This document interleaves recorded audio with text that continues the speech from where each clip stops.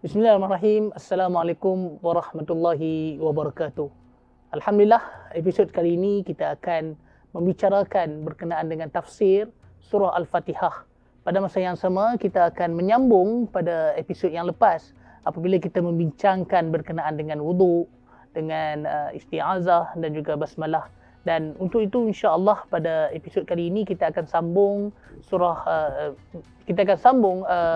ayat-ayat yang terkandung dalam surah Al-Fatihah ini. Jadi untuk itu tuan-tuan dan sedang penonton yang dikasihi oleh Allah Subhanahu Wa Taala, insya-Allah untuk kali ini kita akan membicarakan berkenaan dengan alhamdu yang mana yang terdapat di dalam surah Al-Fatihah ayat yang kedua. Dan untuk itu Ustaz, tanpa melengahkan masa, mungkin saya ingin mengambil saya ingin memohon untuk Ustaz menghuraikan berkenaan dengan makna alhamdu yang telah dijelaskan pada ayat yang kedua surah Al-Fatihah. Ya. Bismillahirrahmanirrahim. Alhamdulillahirabbil alamin wassalatu wassalamu ala Rasulillah Sayyidina Muhammad wa ala alihi wa sahbihi ajma'in. Allahumma rabbi shrah li sadri wa yassir li amri wahlul 'uqdatam min lisani yafqahu qawli. Segala puji dan syukur kita kepada Allah Subhanahu Wa Taala di atas segala nikmat dan kurniaan yang Allah Taala anugerahkan kepada kita. Keduanya, kita ucap terima kasih banyak kepada moderator Ustaz Ashraf kerana beri peluang kepada kita dalam program Keadilan Mengaji untuk sama-sama kita sebarkan ilmu yang sama ada daripada sumber Al-Quran ataupun daripada hadis Nabi sallallahu alaihi wasallam. Program pada kali ini kita sambung lagi berkaitan dengan surah Al-Fatihah.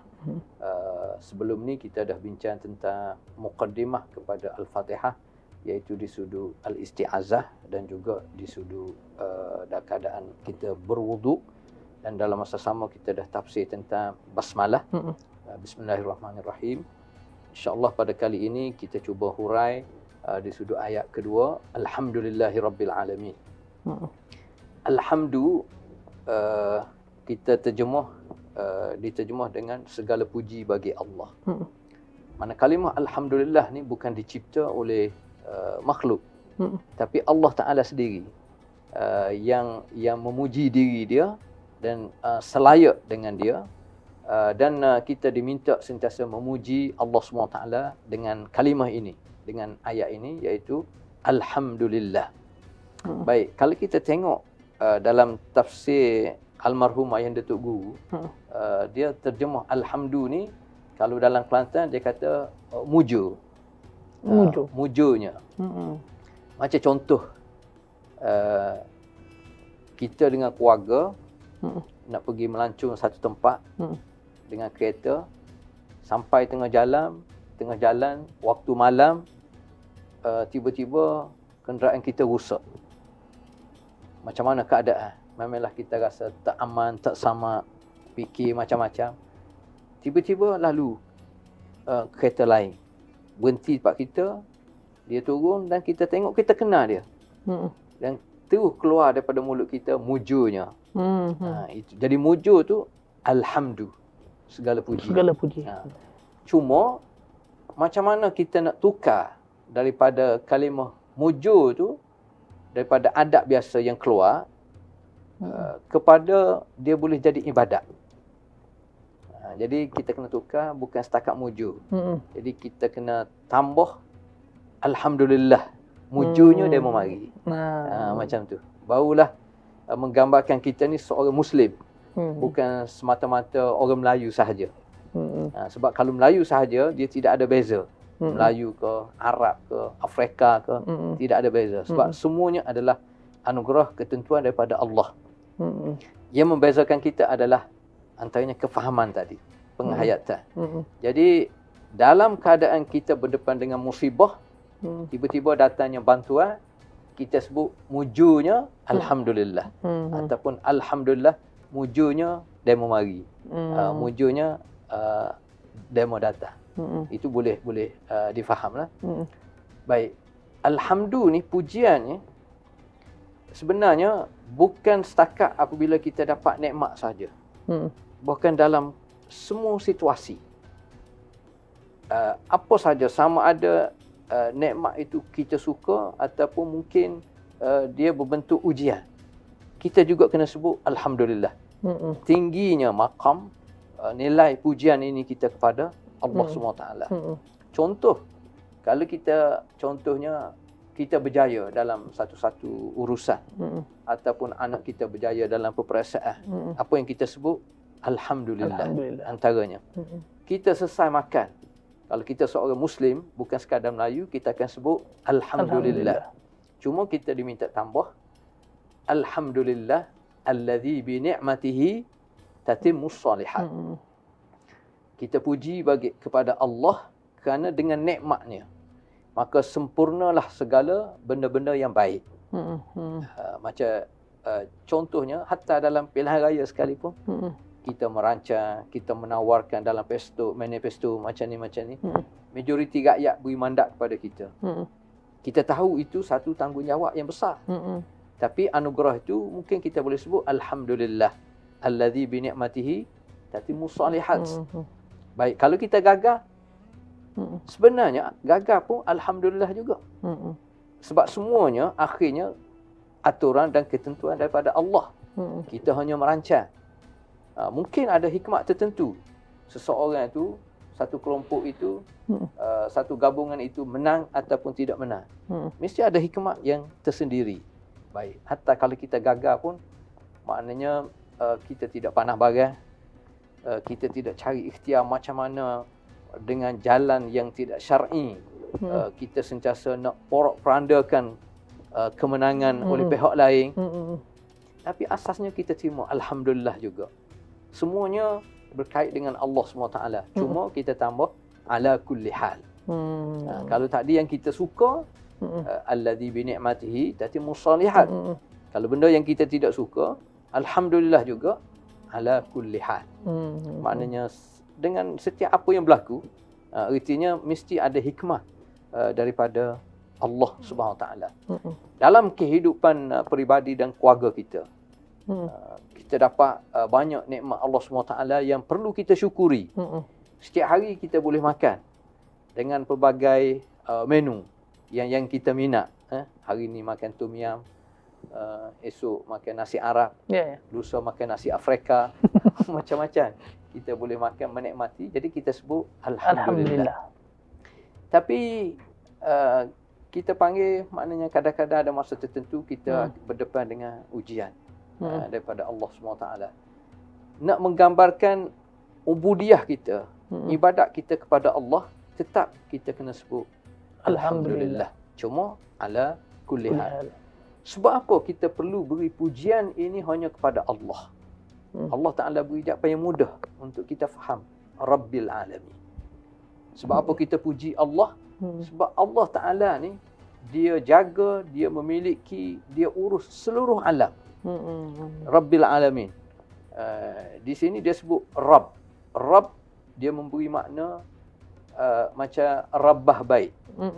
Pengasuh contoh dia. Rabbah baik, pengasuh. Ataupun kerja isteri, apa dia berada di rumah. Dia jaga rumah. Adakah pekerjaan itu kehinaan? Tidak. Dia merupakan satu kemuliaan sebenarnya. Sebab dia jaga keseluruhan yang boleh beri manfaat, kebaikan kepada satu keluarga. Jadi Allah Ta'ala ni, dia jaga seluruh alam. Semuanya datang daripada Allah. Allah Ta'ala yang cipta. Allah Ta'ala yang tentukan takdirnya. Allah Ta'ala yang tentukan rezeki. Semua sekali berkait dengan Allah Subhanahu Wa Taala. Jadi itulah selayaknya macam mana kita nak takbirkan kesyukuran antara kalimah yang terbaik yang kita sentiasa ulangi termasuk dalam solat 70 kali sehari. Alhamdulillah Rabbil Alamin. Alhamdulillah. Kupasan yang dibawa oleh Al-Fadhil Ustaz menceritakan bagaimana setiap perkara yang kita lakukan ini perlulah kita menyandarkan kepada Allah Subhanahu Wa Taala dengan kita memuji Allah Subhanahu Wa Taala, baik kita perkara tersebut kita suka ataupun kita tidak suka. Insya-Allah sidang penonton yang dikasihi Allah Subhanahu Wa Taala, selepas ini kita akan membincangkan tafsir surah Al-Fatihah dalam yang mana kita akan mengupas dengan lebih lanjut.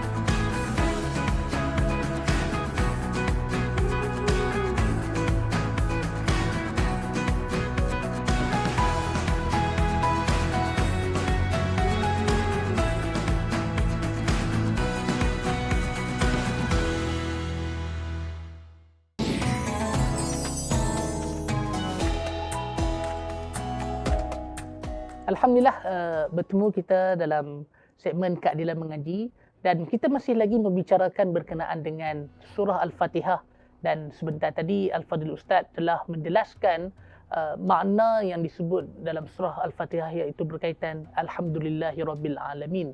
Dan selepas daripada ayat Alhamdulillahirabbil alamin tu Ar-Rahmanir Rahim, dan Ar-Rahman Ar-Rahim ini kita telah membincangkan pada episod yang lepas. Jadi untuk itu kita sambung lagi Ustaz, iaitu berkenaan dengan Maliki Yaumiddin, iaitu Allah SWT ini yang menguasai hari pembalasan yang terkandung dalam surah Al-Fatihah ini. Bismillahirrahmanirrahim. Ayat seterusnya iaitu Maliki Yaumiddin. Allah Ta'ala ni adalah pemilik, penguasa hari akhirat ataupun hari pembalasan. Baik, Maliki dia menggambarkan penguasaan, kekuasaan. Al-hukm was-sultah kita panggil, ada kuasa. Dan sebenarnya cuma bila kita baca ayat ni, penguasaan Allah ni sepenuhnya di hari akhirat. Baik, kalau atas dunia Allah Ta'ala beri juga ruang kepada manusia untuk menguasai, untuk memiliki, supaya dengan kuasa itu Allah Ta'ala nak tengok macam mana manusia nak urus kuasa yang dia bagi itu. Baik. Kuasa pemilikan, mana kita kata ini tanah saya, milik saya. Kita ada kuasa terhadap tanah tersebut. Ini kereta saya, maknanya di sudut pemilikan. Ini kerajaan saya, di sudut kuasa. Tetapi penguasaan itu terlalu terhad, terlalu kecil, dalam tempoh tertentu, pada tempat tertentu, dan semuanya dengan izin dan kehendak daripada Allah Subhanahu Wa Taala. Atau adapun di akhirat ni sepenuhnya penguasaan itu adalah milik Allah Subhanahu Wa Taala. Tak ada sikit pun campur tangan daripada makhluk yang lain. Itu yang pertama. Yang kedua, apa yang Allah Ta'ala kuasai sepenuh, iaitu Maliki Yaumiddin, pada hari pembalasan. Artinya dari satu sudut kita boleh faham, ad-din juga dia berkait dengan pembalasan. Ad-din dia juga memberi makna al-jaza, pembalasan. Yang kita biasa dengar, inna ad-dina indallah al-Islam. Sesungguhnya ad-din, makna yang biasa kita terjemah cara hidup.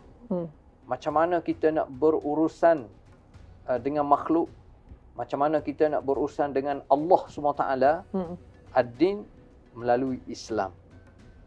Baik, di sini juga kita boleh faham maknanya apabila kita menerima Islam sebagai satu sistem hidup, kita kena menerima keseluruhannya. Islam itu dia urus kehidupan kita manusia di dunia rentas sampai kepada akhirat. Mana dalilnya? Antaranya ayat ni, Maliki Yaumiddin. Maknanya Allah Ta'ala ni dia mencipta keseluruhan apa yang ada di atas makhluk ini, atas muka bumi ini. Dia juga menguasai hari akhirat, terutamanya di sudut al-jaza, di sudut pembalasan. Artinya bila kita sebut kita menerima Islam sebagai ad-din, kita kena faham ad-din yang kita terima, Islam yang kita pegang ini, dia berterusan sampai kepada hari akhirat. Ini dari satu sudut dia menggambarkan dia dah mula masuk kepada akidah, keimanan yang perlu kita kena yakin sepenuh tentang keimanan kita, akidah kita kepada Allah SWT melalui ayat ini. Jadi apabila kita baca ayat Maliki Yaumiddin, Allah Ta'ala adalah Raja, dia menguasai sepenuhnya pada hari pembalasan. Artinya tidak ada tempat untuk kita bergantung, untuk kita minta tolong, untuk kita selamat daripada kemurkaan dan azab Allah SWT, kecuali kita patuh sepenuhnya kepada kehendak Allah SWT. Dan dia juga menggambarkan kekuasaan. Dan macam mana Allah Ta'ala beri ruang yang sedikit kepada manusia. Sebenarnya dia bagi kuasa pemilikan tu, bukan dia tinggal macam tu je. Dia bagi, kemudian dia akan tengok apa yang manusia buat. Kuasa dalam pemilikan terhadap tanah ke, terhadap aset perniagaan ke, terhadap organisasi ke, terhadap sesebuah negara ke, semua itu dengan izin Allah SWT yang biasa kita sebut qulillahumma malikal mulk tu'til mulka man tasha' wa tanzi'ul mulka mimman tasha', sampai ke akhir ayat. Ini yang perlu kita faham. Maknanya kuasa Allah ni terlalu agung, terlalu hebat, sama ada di dunia yang dia segala urus sehingga layak untuk Allah ni dipuji, yang kita sebut tadi alhamdulillah, dan penguasaan Allah ni dia berterusan selama-lamanya dan sampai kepada akhirat untuk menerima pembalasan. Wallahu a'lam.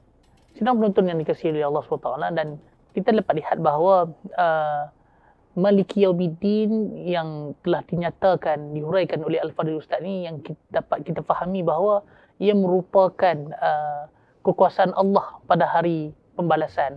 Dan seperti mana yang Ustaz sebut tadi berkaitan dengan Allah memberi sedikit kenikmatan untuk di dunia ini, untuk umat manusia menguasai, memiliki dan sebagainya, termasuklah memiliki aset, pentadbiran yang mana disebabkan memiliki itu dia berkuasa ke atas perkara tersebut. Jadi kita faham bahawa di dunia perkara yang kita lakukan itu dinilai oleh Allah SWT dan ia akan diperlihatkan pada hari pembalasan. Jika kita melakukan di dunia ini dengan kebaikan, maka kita akan memperolehi nikmat syurga Allah SWT. Jika sebaliknya, Masya Allah, saya pun tidak tergambar untuk kita nak meletakkan, menghuraikan. Jadi untuk itu, selepas ini kita akan membincangkan berkenaan dengan keesaan, konsep keesaan yang terkandung di dalam surah Al-Fatihah ini. Kita berehat sebentar, jumpa sebentar nanti.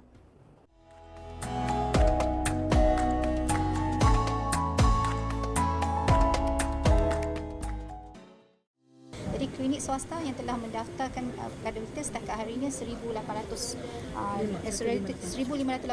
buah klinik, dan masih ada lagi yang sedang menunggu untuk diluluskanlah pendaftaran mereka. Kemudian manfaat telah kita dapat berikan kepada 181,460 pesakit, ataupun rawatan pesakit. Jadi itu, dan insya-Allah sekarang ini pun kita dapat dalam 4,000 lebih sehari yang datang ke klinik-klinik seluruh Malaysia.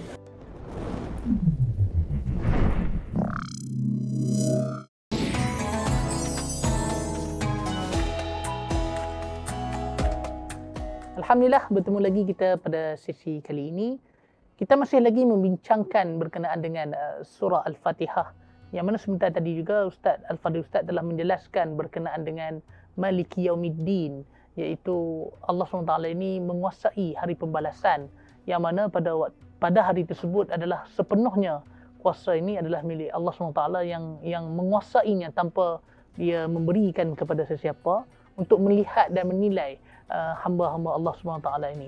Jadi untuk itu, kalau kita lihat apa yang dibincangkan tadi, iaitu daripada dalam surah Al-Fatihah ini, dia tercermin konsep keesaan kepada Allah SWT, yang mana pada awalnya dimulakan dengan Bismillah, kemudian segala puji bagi Allah, dan menceritakan tentang kebesaran Allah SWT yang menguasai pada hari pembalasan, dan sehingga kan kita lihat bahawa dalam surah Al-Fatihah ini ia mempunyai elemen dan konsep keesaan itu. Jadi Ustaz, saya ingin bertanya, bagaimana dapat untuk kita fahami dari sudut bahasa dan konsep di dalam surah Al-Fatihah ini, iaitu berkaitan dengan keesaan kepada Allah Subhanahu wa taala. Ya, kalau kita tengok ayat-ayat terakhir daripada surah Az-Zariyat, wa dzakkir fa inna dzikra tanfa'ul mu'minin. Antara kekuatan kita orang mukmin ni adalah sentiasa menasihati, sentiasa beri tazkirah, beri peringatan. Kalau ayat ini selepas pada tazkirah yang terbaik, ada dua elemen penting yang disebut. Pertama, wa ma khalaqtul jinna wal ins illa liya'budun. Dia berkait dengan matlamat, tujuan utama kehidupan kita atas muka bumi adalah kita nak takrir keesaan Allah melalui ubudiyah kita kepada Allah SWT. Kemudian Allah Ta'ala sebut, ma uridu minhum mir rizqin wa ma uridu an yut'imun. Maknanya kita kena yakin sepenuh bahawasanya rezeki kita sebenarnya semuanya telah ditentukan oleh Allah SWT. Tidak ada kesamaran, tidak ada keraguan, yakin sepenuh kita kepada Allah SWT. Jadi kita takbirkan antaranya melalui ayat ini dalam surah Al-Fatihah, iyyaka na'budu wa iyyaka nasta'in. Baik, almarhumah yang Datuk Guru dalam tafsir ayat ni, dia sebut kebiasaan kita terjemuh iyyaka na'budu, kepadamu lah ya Allah aku sembah. Aku sembah na'budu. Dia tidak kata benda tu salah. Cuma dia kata kalau kita kata kepada Allah aku sembah, jadi seolah kita fokus sembah kita ni hanya untuk waktu semaya sahaja. Satu. Yang kedua, apabila kita sebut sembah, dia jadi bersimbung ataupun keliru dengan orang lain yang sembah. Orang lain sembah pokok, orang lain sembah matahari. Jadi kita sembah apa? Jadi sembah. Jadi dia biasa terjemuh iyyaka na'budu, hanya kepadamu ya Allah aku ingin menjadi hamba-Mu. Dia terjemuh macam tu. Dan sebenarnya dia bertepatan juga dengan sebahagian ulama, dia tafsirkan iyyaka na'budu, kepadamu ya Allah kami nak takbirkan sebagai hamba untuk beribadat dan untuk mengabdikan diri kepada Allah. Sebab itulah sebahagian ulama dia huraikan antara makna al-ibadah dengan al-ubudiyah. Kalau kita sebut ibadat dia lebih kepada usaha kita untuk melakukan kepatuhan dan ketaatan kepada perintah Allah. Macam kita solat, maknanya kita melakukan ibadat, kita melakukan ketaatan dan kepatuhan kepada Allah. Walaupun kita letih, tapi kita tetap puasa. Kerana apa? Kerana kita nak takbirkan ibadat kita, kepatuhan kita kepada Allah SWT. Tapi kadang-kadang kita sebut kita nak mengabdikan diri kepada Allah, pengabdian, ubudiyah. Jadi apabila sebut ubudiyah, dia lebih rapat kepada dalaman kita sentiasa kita bersyukur dan kita redha kepada segala ketentuan Allah SWT. Jadi syukur dan redha ini yang lahir daripada hati kita yang tulus ikhlas, maka kita mampu untuk mengabdikan diri kepada Allah SWT. Dan itu yang Allah Ta'ala nak. Sebab itulah Allah Ta'ala minta kita sentiasa ulang iyyaka na'budu. Iyyaka na'budu. Baik, maknanya iyyaka na'budu, kepadamu sahajalah wahai Tuhan kami hendak menjadi hamba. Jadi kalau kita kata kepadamu sahaja ya Allah kami sembah, dia betul juga. Cuma di sudut makna lah. Itu kefahaman masing-masing lah. Jadi apabila kita sebut kepadamu sahaja kami beribadat, kami mengabdikan diri, kami nak jadi hamba, artinya dia akan merangkumi seluruh aktiviti kehidupan kita. Sebagaimana kita ayat sebut, Quran tadi sebut, wa ma khalaqtul jinna wal ins illa liya'budun. Antara tujuan utama aku cipta kamu termasuk manusia adalah untuk liya'budun, untuk sentiasa beribadat, untuk sentiasa mengabdikan diri kepada Allah. Baik. Artinya kita kena faham apa maksud ibadat kepada Allah. Kalau kita hanya fokus ibadat kepada Allah, hanya kepada ibadat khusus, solat, zakat, puasa dan haji sahaja, adakah 24 jam kita terlibat dengan ibadat tersebut? Kita solat zuhur mungkin 3 minit, mungkin 5 minit, mungkin 10 minit. Mana kalau 5 kali solat mungkin 2 jam. Kita tunai zakat bukan tiap hari, biasa sekali setahun. Itu pun dengan sistem teknologi hanya beberapa minit je. Kita puasa hanya 30 hari dalam masa setahun. Kita menunaikan ibadat haji sekali seumur hidup. Itu pun bagi yang berkemampuan. Artinya dalam satu hari kita ada 24 jam. 3, 4, 5 jam mungkin untuk ibadat khusus. Lepas tu baki 20 jam lagi apa yang kita buat. Artinya ibadat ni kita kena faham umum. Keseluruhan kehidupan kita, aktiviti harian kita. Sama ada kita nampak apa yang kita buat tu nampak macam kita melakukan ibadat, hatta kita menuntut ilmu, hatta kita menyebarkan ilmu, hatta kita terlibat dalam program ini untuk menyebarkan ilmu. Semua sekali kita terlibat ni kerana Allah, maka dia jadi dapat pahala. Dia masuk dalam kategori ibadat. Jadi yang Allah Ta'ala nak semua sekali. Bermula dengan Al-Fatihah, kita sebut Bismillah dengan nama Allah tu. Apa yang kita buat, kita makan, kita tidur, kita bekerja, semua sekali Bismillah kerana Allah. Jadi dia niat ikhlas kepada Allah. Dan Allah tambah lagi wa iyyaka nasta'in. Jadi apabila kita nak fokus ibadat kita, ubudiah kita, pengabdian diri kita hanya kepada Allah, begitu juga kita kena minta tolong pun hanya kepada Allah SWT. Wa iyyaka nasta'in. Dan itu yang kita takbirkan contohnya melalui doa kita. Kita nak ingat kepada Allah ni, kadang-kadang kita juga perlu pertolongan daripada Allah, bantuan daripada Allah. Buktinya Nabi kita ajar, sallallahu alaihi wasallam ajar pada kita, macam mana kita nak ingat Allah dengan bantuan daripada Allah. Allahumma a'inna. Allahumma a'inna ala zikrika wa syukrika wa husni ibadati. Ya Allah, bantulah aku. Maknanya kita minta bantuan daripada Allah. Agar kita sentiasa ingat zikir kepada Allah. Ala zikrika wa syukrika, supaya kita ni sentiasa syukur kepada Allah SWT. Lepas tu kita minta wa ala husni ibadatik, supaya ibadat kita lebih baik, dan ibadat kita ni sebagaimana kita bincang tadi, capai ke tahap ihsan yang terbaik. Ala husni ibadatik. Itu antara makna wa iyyaka nasta'in. Nabi juga SAW mengajar kita wa idza sta'anta fasta'in billah. Apabila kita nak minta tolong, jangan kita ingat pada makhluk. Mula-mula sekali ingat kepada Allah. Sebab itulah Allah Ta'ala ni suka sangat kalau kita ni sentiasa berdoa kepada Allah.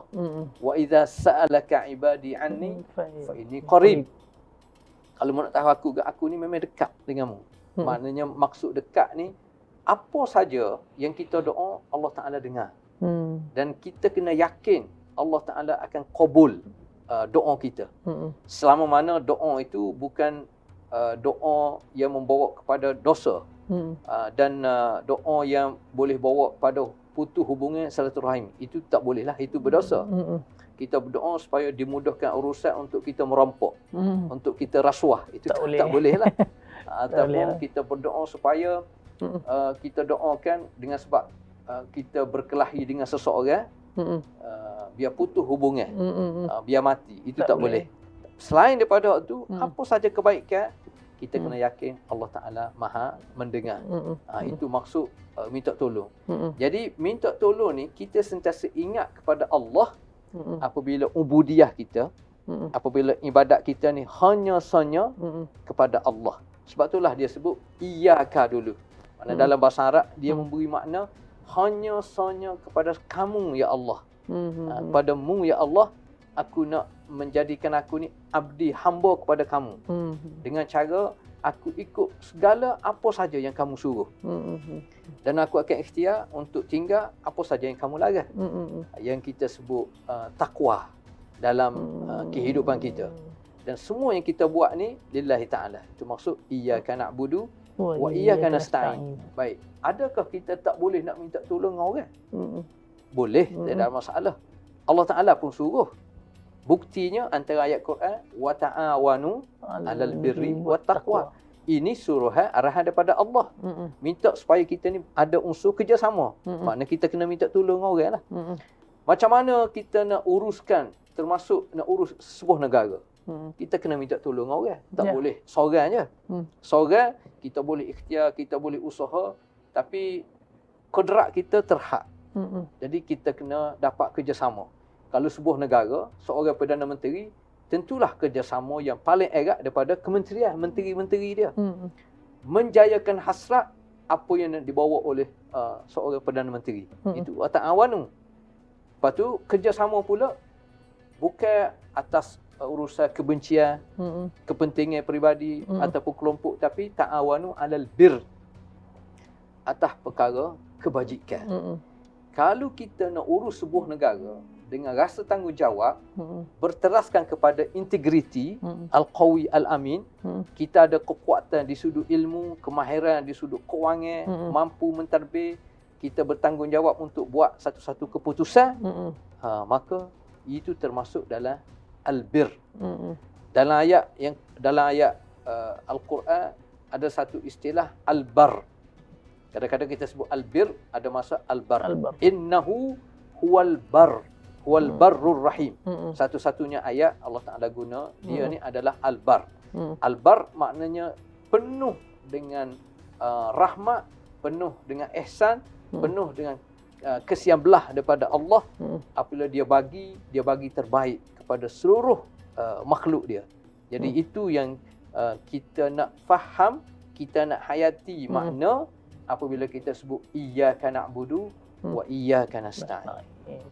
Alhamdulillah, terima kasih kepada Al-Fadhil Ustaz yang mengupas berkenaan dengan iyyaka na'budu wa iyyaka nasta'in, dan konsep keesaan kita kepada Allah Subhanahu wa taala ini adalah amat penting agar kita menjadi hamba Allah yang benar-benar bertakwa kepada Allah Subhanahu wa taala, dan melakukan setiap perkara ini adalah dengan kita meletakkan kepercayaan kita kepada Allah Subhanahu wa taala. Kita meyakini bahawa Allah Subhanahu wa taala ini melihat kita, membantui kita dan mengatur segala-galanya, dan yang pastinya setiap perkara kebaikan yang kita lakukan dan pastinya adalah kita mengharapkan keredaan Allah Subhanahu wa taala. Dan insya-Allah selepas ini kita akan mengupas dengan lebih lanjut dengan merangkumkan keseluruhan perbincangan kita berkenaan dengan tafsir surah Al-Fatihah. Kita berehat sebentar, jumpa selepas ini.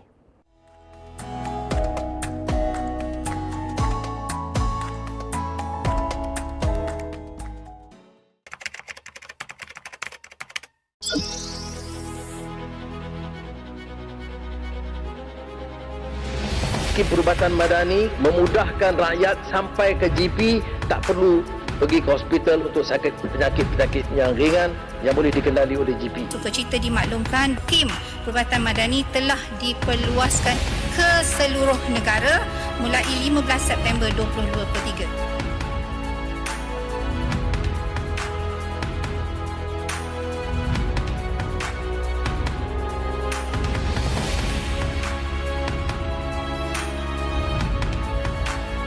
Saya bersyukur. Terima kasih. Terima kasih kepada kerajaan. Terima kasih kepada kerajaan. Kami dapat diteruskan pada masa akan datang. Terbaik kepada PM kita, memberi perkhidmatan yang terbaik untuk rakyat. Terima kasih.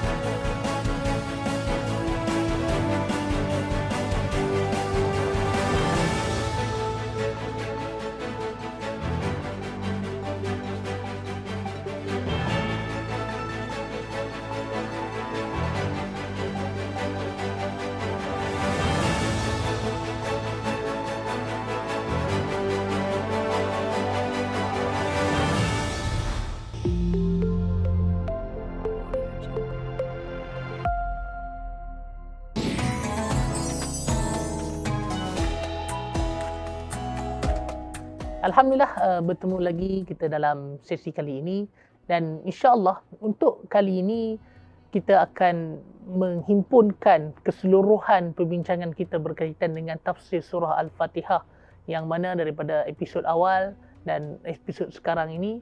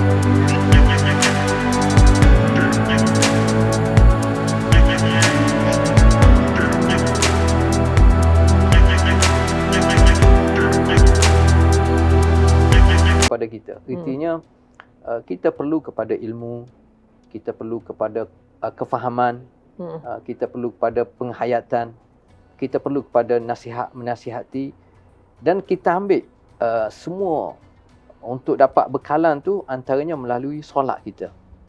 Dan kita cuba hayati kerana apa hikmat Allah Ta'ala minta kita ulang surah Al-Fatihah ini. Sebab itulah ulama yang kaji ada hikmah yang terlalu banyak. Al-Quran keseluruhan itu dia terkandung di dalam surah Al-Fatihah. Dinamakan surah sebagaimana kita tahu surah Al-Fatihah kerana dia seolah menggambarkan pembukaan. Macam mana kita nak faham Al-Quran, kita buka, kita tengok surah Al-Fatihah dulu. Dan macam mana Al-Fatihah ni juga masyhur dengan Ummul Kitab. Kita dah hurai. Sebab dia menjadikan tumpuan utama. Dia merangkumi keseluruhan apa yang ada dalam Quran tu terangkum dalam surah Al-Fatihah. Dan dalam Al-Fatihah tu sebahagian ulama kata dia ada satu ayat yang merangkumi keseluruhan yang memaknai makna kehendak Allah SWT. Sebab apa dia turunkan Al-Quran, sebab apa dia cipta kita manusia, terkandung dalam satu ayat, iyyaka na'budu wa iyyaka nasta'in. Iyyaka na'budu dia menggambarkan macam mana kita nak bina hubungan kita dengan Allah SWT. Wa iyyaka nasta'in dia memberi makna macam mana kita nak bina hubungan kita sesama manusia. Tetapi dalam kerangka yang diizinkan oleh Allah Subhanahu Wa Taala. Bahkan sebahagian ulama, terutamanya ulama tasawuf, dia ada sebut dalam Fatihah itu ada satu huruf. Dengan huruf ni lah memaknai matlamat utama kita hidup atas muka bumi, iaitu melalui huruf ba. Bismillah. Bismillah maknanya dengan nama Allah. Alif tu dikata sebab Allah Taala. Melalui huruf permulaan tulisan tu dengan alif ataupun hamzah. Tetapi ba ni, kemuliaan huruf ba ni kerana dia mula-mula sekali dalam surah Al-Fatihah ba. Jadi dengan al-ba, dengan ba, orang Kelantan panggil ba tu, dia merangkumi keseluruhan apa kehendak Allah Subhanahu Wa Taala. Baik, kalau kita tengok dia panggil maqasid. Apa tujuan, apa matlamat, apa yang Allah Ta'ala nak kita faham dalam surah Al-Fatihah tu, dia merangkumi asasnya kita sebut tadi. Apabila sebut Bismillah lagi, dia menggambarkan Allah Ta'ala ni Maha Esa. Allah Ta'ala ni wujud dan dia begitu sempurna. Kesempurnaan itu ditakbirkan dengan penciptaan dia. Semua sekali sempurna. Kita tengok contoh wafil ardi ayatul lil mukminin. Pada ciptaan Allah terhadap muka bumi dan segala apa yang ada di bumi merupakan tanda-tanda tentang penguasaan Allah, tentang rahmat, tentang kasih sayang Allah. Dia cipta semua kemudahan asas ataupun setengah orang panggil kemudahan asasi yang perlu ada pada manusia, semua Allah Ta'ala dah cipta. Sehingga tidak ada di kalangan kita yang merasai ada lagi kemudahan, ada lagi nikmat yang Allah Ta'ala tidak cipta kepada kita. Tidak ada. Kalau betul-betul nak sempurna, nikmat itu berterusan sampai ke hari akhirat dalam syurga Allah SWT. Sebab itulah kita boleh sebut maknanya kehidupan kita ni adalah syurga kita. Rumah tangga yang kita nak bina adalah syurga kita. Boleh kita sebut sebab kita mendambakan kasih sayang. Kita mendambakan kebahagiaan dalam kehidupan. Tapi kita kena faham nikmat syurga hak sebenar. Nabi kata mala ainun ra'at wala udhunun sami'at wala khatara ala qalbi bashar. Nikmat dalam syurga ni nikmat yang kita tak pernah terfikir. Nikmat yang tak pernah kita tengok. Nikmat yang tak pernah kita dengar. Itu nikmat sebenar dalam syurga. Jadi kita nak dapat tu, kita kena hayati kehidupan kita sebagaimana kehendak Allah Subhanahu Wa Taala. Antaranya kita hayati makna surah Al-Fatihah. Dalam Al-Fatihah Allah Taala nak cerita tentang ketauhidan. Bismillah, dengan nama Allah. Semua sekali apa saja yang kita buat mesti kerana Allah Subhanahu Wa Taala. Dan kita kena faham Allah ni satu zat, nama dia antaranya Ar-Rahman, Ar-Rahim. Penuh dengan kasih sayang, penuh dengan kesian belah, termasuk Ar-Rahman kepada seluruh makhluk dia. Dia bagi semua sekali. Tak kira yang beriman, yang kufur, dia bagi semua semasa hidup atas dunia. Dan rahmat Allah ni dia berterusan sampai ke akhirat sebagaimana kita baca ayat Iyyaka na'budu maliki yaumiddin, hari pembalasan. Pembalasan ini kita akan selamat, manusia akan selamat tak kira siapa kalau dia beriman kepada Allah dan dia melakukan amal soleh. Kalaulah semasa atas dunia ni dia tidak dapat segala hak yang sepatutnya yang berhak dia terima, dia kena redha. Dia kena bersyukur, dia kena sabar. Dia kena ikhtiar, dia kena sentiasa berdoa dan bertawakal kepada Allah. Sebab dia yakin semuanya Allah Ta'ala akan bagi sepenuh di akhirat kelak. Itu antara hikmat adanya hari pembalasan. Sebab tu kita kena yakin kehidupan di dunia ini macam mana kita seronok macam mana pun dia hanya bersifat sementara. Mata'un qalil. Mata' maknanya keindahan, keseronokan, kesenangan, tapi dia hanya bersifat sementara. Dia akan terputus apabila tiadanya nikmat. Terputus apabila kita mati. Tetapi nikmat yang kekal abadi adalah nikmat dalam syurga Allah Subhanahu Wa Taala. Baik, untuk capai ni Allah Taala sebut ihdinas siratal mustaqim. Kita mengabdikan diri kepada Allah dan kita minta tolong dengan Allah. Kita boleh minta dengan Allah, kita nak rumah, kita nak keluarga bahagia, kita nak ada kenderaan kita, kita nak perniagaan yang berjaya. Boleh. Tapi asasnya, kalau kita ni betul-betul hamba Allah Ta'ala, benda pertama yang kita minta adalah bukan kebendaan. Sebab benda tu bagi kita bernilai tinggi, tapi di sisi Allah tidak ada nilai. Yang paling bernilai adalah hidayah. Ihdinas siratal mustaqim. Selepas pada tu, kita boleh minta nak kereta, berpaksi pada hidayah Allah. Nak perniagaan, nak urus negara, semua sekali melalui hidayah. Sebab apabila sebut hidayah ni, makna satu panduan kehidupan yang menyebabkan Allah Ta'ala redha kepada kita. Dan kita ada qudwah, kita ada contoh terbaik. Hidayah tu kita nak dapat daripada mana? Nak mudah urusan. Jadi ihdinas siratal mustaqim siratal ladzina an'amta alaihim, yang telah kamu beri nikmat. Siapa dia? Minan nabiyyin was-siddiqin wasyuhada was-salihin. Sama ada dia nabi, sama ada dia para siddiqin, sama ada dia syuhada, sama ada dia salihin. Itu kelompok-kelompok yang boleh kita dijadikan panduan dalam kehidupan kita. Dan nak menjelaskan lagi, Allah Ta'ala sebut hak dia tak nak adalah ghairil maghdubi alaihim waladdallin. Sama ada manusia ni Allah Ta'ala murka kepada dia kerana apa? Dimurkai al-maghdub.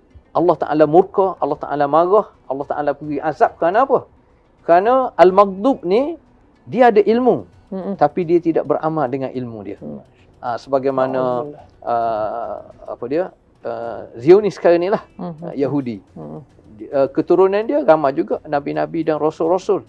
Tapi dia menzalimi, dia bunuh nabi dia, dia tahrif, dia ubah suai kitab dia. Allah Ta'ala kata lain, dia buat lain, yang menyebabkan Allah Ta'ala murka. Maknanya ini sebagai pengajaran kepada kita. Kita kena cari ilmu, wajib.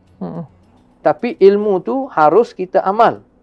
Bukan ayat Quran kata innamal mu'minuna ikhwah. Kita orang Islam semua bersaudara. Tapi kita putuskan hubungan silaturahim. Bahkan kadang-kadang sampai peringkat kita kafirkan. Maknanya ilmu kita lain tapi kita amal lain. kita takut kita mendapat kemurkaan daripada Allah.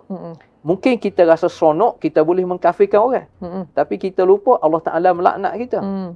Antaranya melalui ayat wa yaqta'una ma amarallahu bihi an yusal. Antara benda yang Allah Ta'ala laknat adalah apabila kita memutuskan sesuatu yang Allah Ta'ala kita minta hubungkan. Apa yang Allah Ta'ala minta hubungkan? Antara hubungkan kehidupan kita dunia dengan akhirat.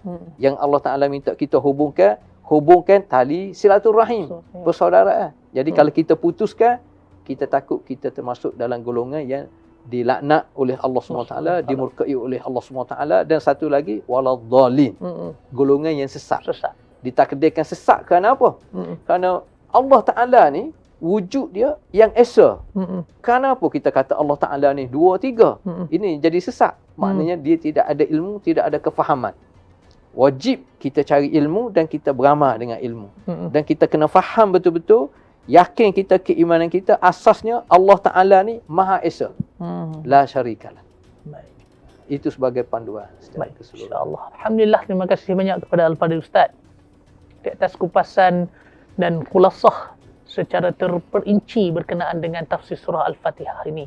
Dan seperti mana yang Al-Fadhil Ustaz sebut, iaitu yang pentingnya adalah untuk kita sedaya upaya mencari ilmu dan mengamalkannya.